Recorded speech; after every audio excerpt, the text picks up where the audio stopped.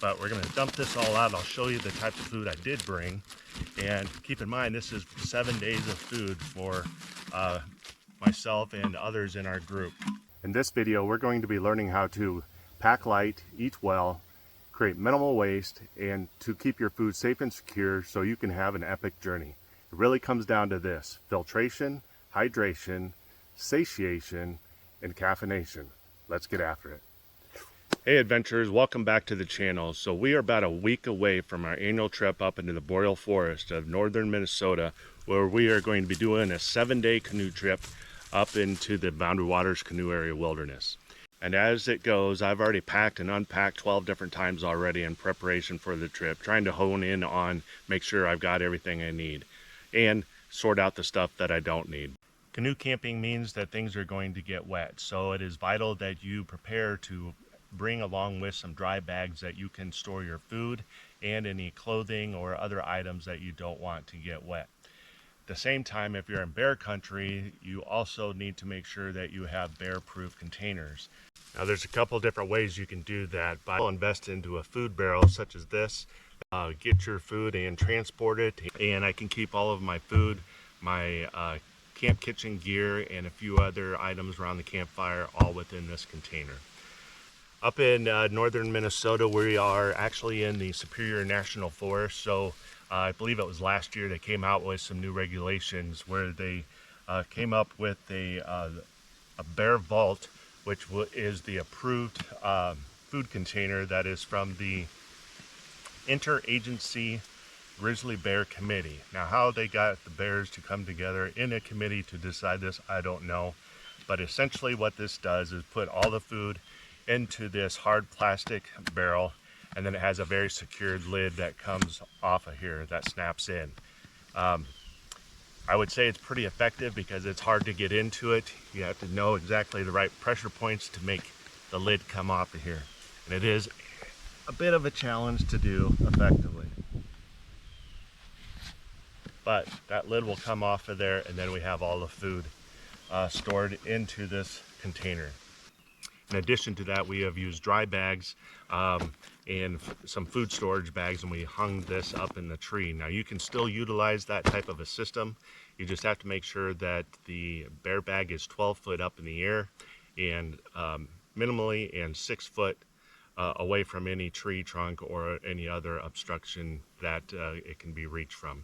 So that is the other alternative. However, I encourage you to check your local regulations because they may have some other specific rules for you. Okay, so let's talk about our camp kitchen and our filtration devices. So I pared it down from what I had last year into just a few items here.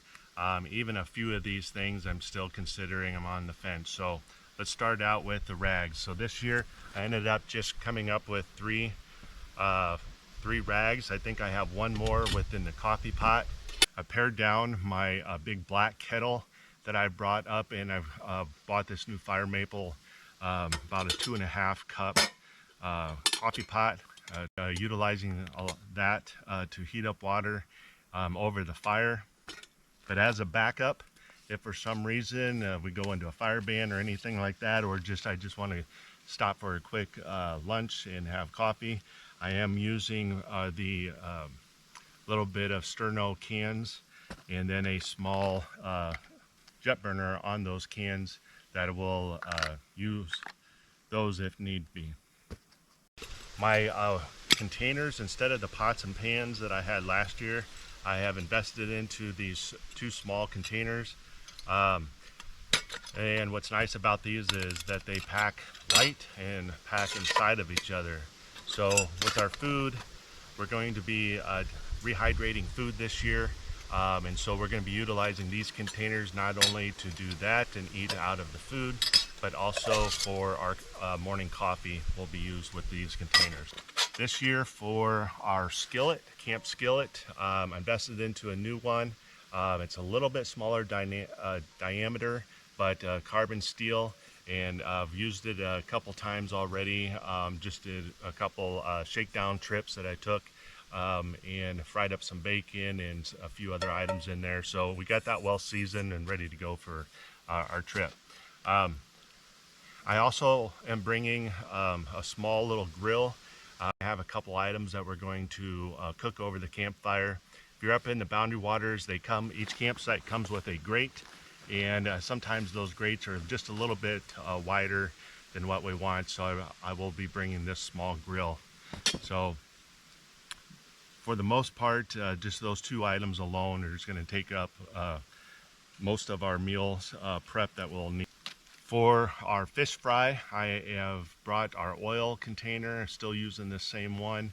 This is actually peanut oil is what I use in there, and it has worked very well. Last year we were able to fry fish about 3 different times on our trip. We hope to do that a few more, so I'm going to be filling that up before we head out. But that is just my old Nalgene bottle that I've used my first year up there, so that'll be that. This year I've got my pans, little pliers to pull some plates, things off of burners. I've found a fork in one of our campsites last year, so I'll be utilizing that in this year's kit. I do have a foldable spatula and also some tongs for getting at our fish, and so those fold down nicely to keep them nice and compact. Let's see, I have a nice small salt and pepper container that actually separate out and work really well if we need to do that. And then I also have just a small container of some additional spices that we can use. Our Sea to Summit kitchen sink. This is another way to just get some water around camp, either to be available to wash hands or just have another bladder of water that you can just dip your cup into and then heat it up and boil it and purify it. So that has worked well and compacts down very nicely. Okay, let's move over into our hydration station. So for the last 5 years, I have used the K89 Be-Free water bottle containers. These are nice because the filter itself is into the lid of this, so you can dip these into the water of the lake and fill that up. Simply put the filter, screw that on there, and then you're able to just pop the top of it and drink right out of the container. I will say there's a couple things that's nice about these is the filters themselves can be exchanged. I think this is my 3rd one over 5 years, so it's good to replace that.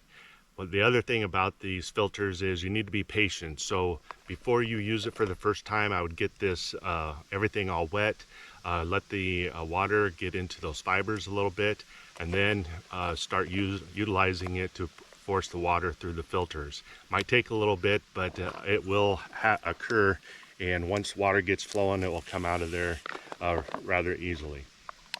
I keep a small one. This is the 0.6 liter. I think they come in 1 liter, and then I also know they come into a 3 liter. This year I got the 3 liter, and this one is really more designed for just hanging a bladder of water around camp. And once again, the filter itself is in the cap, and you can just simply, when you're out in the lake before you get to camp, dip this down to the water, get this filled up, put your lid on it, and it will lock the water in there, and then you can tie this with the straps around a tree. And then there is a small tube that you can connect to that, and it will utilize the gravity system to be able to filter that water out of there, and you'll have instantly filtered water without any straws or anything like that. So looking forward to using this one this year. The thing about hydration is you will want to make sure that throughout the day, since you're moving, is you want to at least get about 3 good containers, Nalgene containers full of water throughout the day, probably closer to 5 or 6. The water is going to be key to keep you well hydrated, and so you don't get overheated and get dehydrated. And I think that pretty much does it. That's all of our cook gear for this trip, and I think things will work really well. We've really pared down from what we've had the last couple years, so I'm looking forward to see how this all works out. All right, so now for the fun part, what we're actually going to be eating out on our canoe trip. So The experts would tell you you should pack a breakfast, lunch, and supper and snacks and all of that by each day of the week. Well, I don't do that. I'm not that detailed. I'm not that organized. I'm just going to put all of it in here and I will dig it out as needed and I'll eat whatever I'm in the mood for. Maybe I'll have breakfast for supper some night. Maybe I'll have supper for breakfast some night.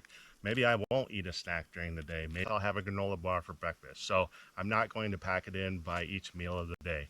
The reality is we could all use a little bit of a calorie deficit. So we're banking on that for this trip. But we're going to dump this all out. I'll show you the type of food I did bring. And keep in mind, this is 7 days of food. Some of these food we're going to be sharing as a group, but most of it we're going to be eating individually. All right, let's start out with our tortillas. This is a 20 pack of tortillas. We'll utilize these for some peanut butter and honey wraps.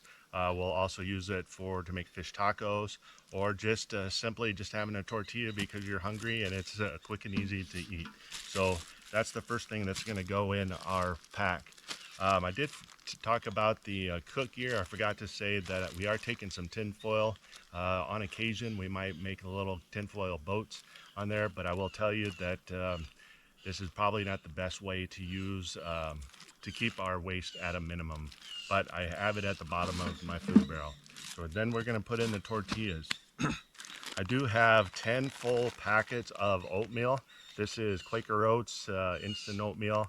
10 full packets in here. This is the original flavor. There's no other added flavors to that, but I do have 10 packets in there, and I'll be utilizing those smaller containers I showed earlier in the cook gear.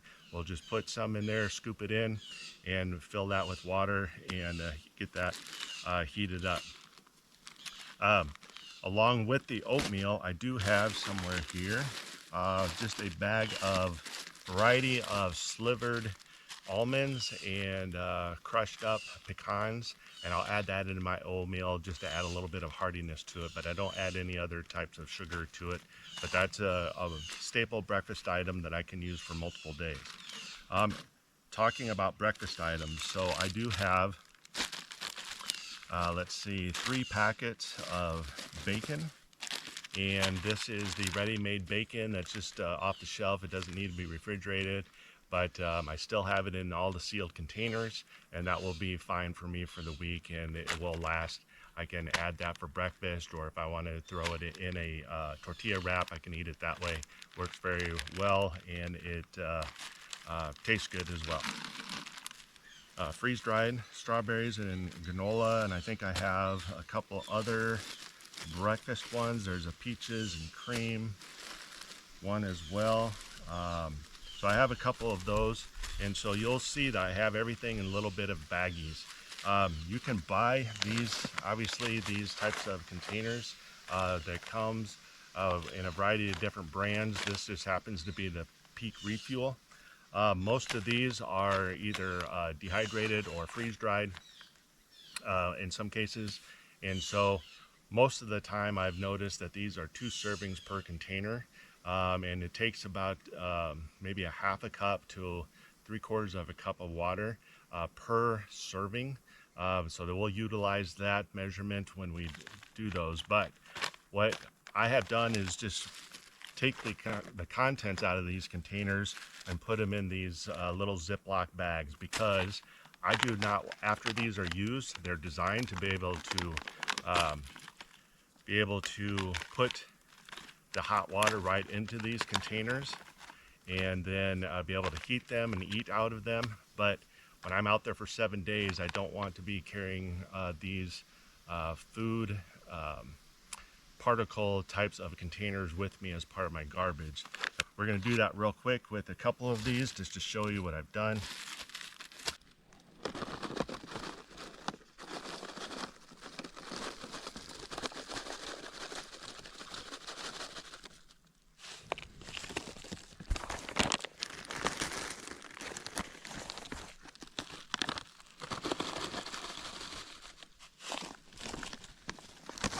Alright, there's one. Put that in there and get that sealed up. They do keep those little moisture packets in there, absorbing packets, I should say. So there's one, I'll put that in there, and then we'll find another Ziploc bag to put the other one in.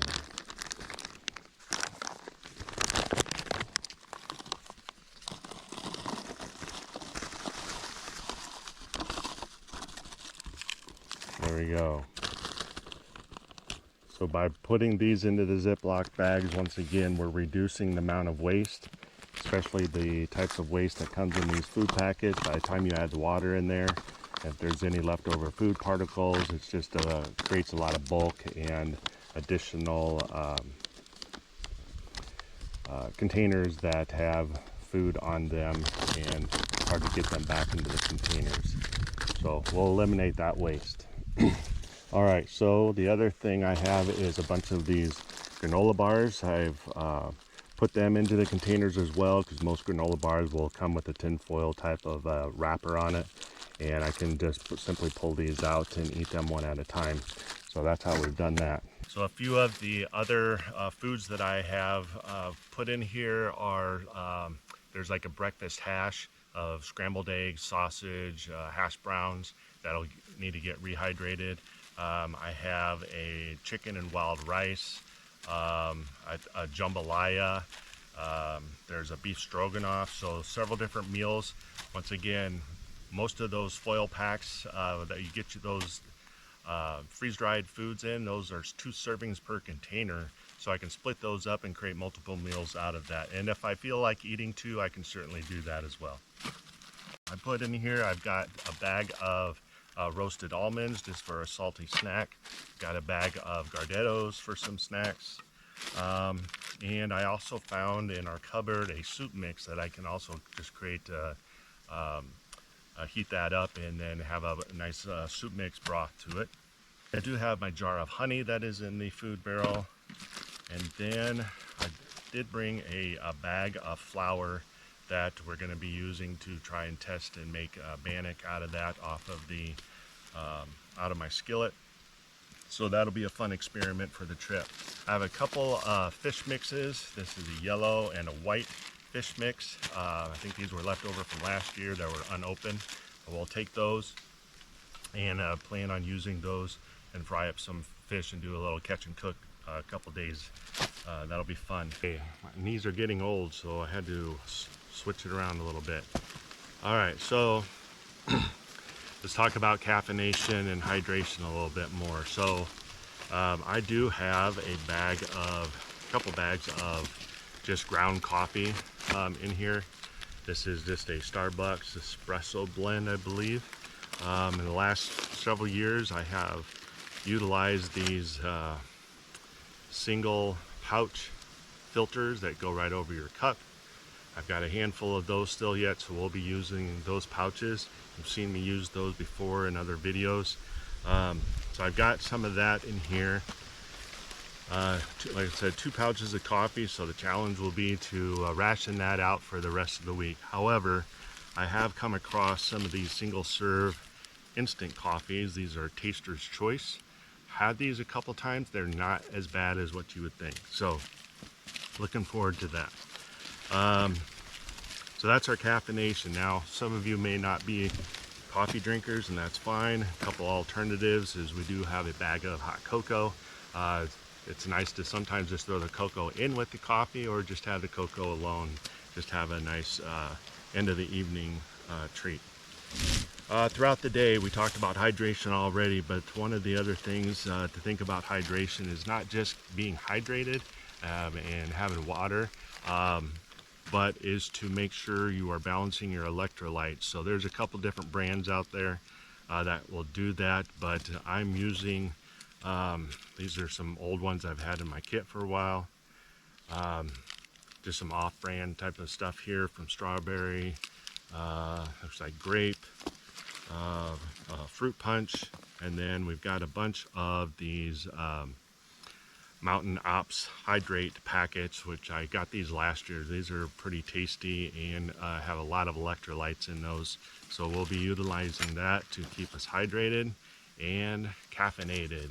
So there you go. That's all of our food. If you guys have any food hacks or anything you saw here, maybe some suggestions to make, or so just maybe things you liked about it, things you didn't like, that's fine too. Maybe we can all share together on different trips, tips and hacks that we all utilize for our trips. And maybe if this is your first time out, maybe if you find this helpful, be sure to put in the comments that's you know, on your trip, how it all went. We said we're a week out from our annual trip up there. It'll be 7 days, and we're going to be making that this year the Mudrow Loop, or Mudrow Entry Point 22. That one is restricted, where we cannot camp on Horse Lake. So we'll be making our way through Mudrow Lake, Sand Pit, Tin Can Mike, Horse Lake, and the Horse River. We're hoping to get past Basswood Falls into Crooked Lake on our first day, and maybe camp somewhere between Wednesday and Thursday Bay for a couple nights. And then we're going to make our way around the Horn down through Friday Bay, and get down into, hopefully make our way into Four Town Lake and spend several days there as well. And then the last day make it out back through Mudrow. So that's the plan for the trip. Hit that like and subscribe if you want to see our full trip. I've got a bunch of other adventures on the channel as well. If you're new to the channel, thank you, and I appreciate you watching, and we'll see you in the next.